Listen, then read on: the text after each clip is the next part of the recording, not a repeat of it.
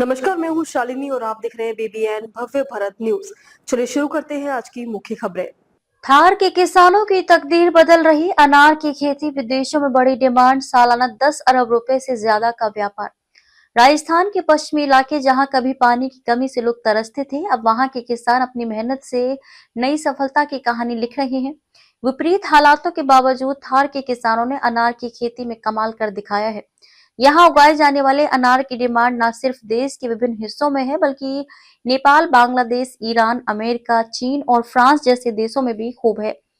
हालांकि जलवायु परिवर्तन की वजह से असमय बारिश, लंबे सूखे और तापमान में अचानक बदलाव ने किसानों को फसल रोगों और उत्पादन में नुकसान की चुनौतियां दी हैं, लेकिन जोधपुर स्थित केंद्रीय शुष्क क्षेत्र अनुसंधान संस्थान काजरी के वैज्ञानिकों ने अनार पर किए जा रहे शोध से नई राह दिखाई है।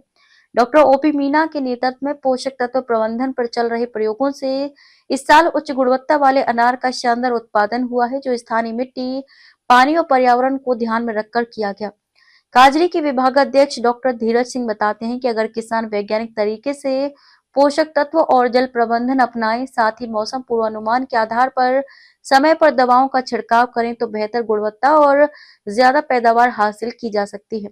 जलवायु परिवर्तन की परिस्थितियों के अनुसार किसानों को प्रशिक्षण। काजरी के संस्थान के कार्यवाहक निदेशक डॉक्टर एसपीएस तंवर ने कहा कि काजरी किसानों को लगातार प्रशिक्षण देता रहा है और भविष्य में जलवायु परिवर्तन के अनुरूप और उन्नत ट्रेनिंग दी जाएगी, ताकि बदलते मौसम में भी सफलता मिल सके।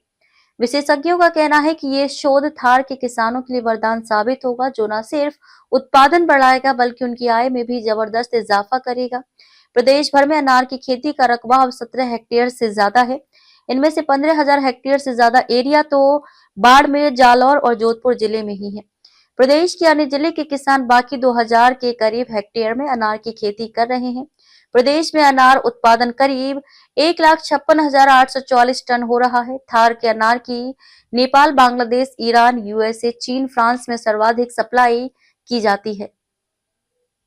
तो अभी तक के लिए इतना ही। मैं शालिनी आपसे विदा लेती हूँ। अगली खबर में फिर मुलाकात होगी एक और खास खबर के साथ। तब तक के लिए बने रहिए बीबीएन भव्य भारत न्यूज के साथ। नमस्कार।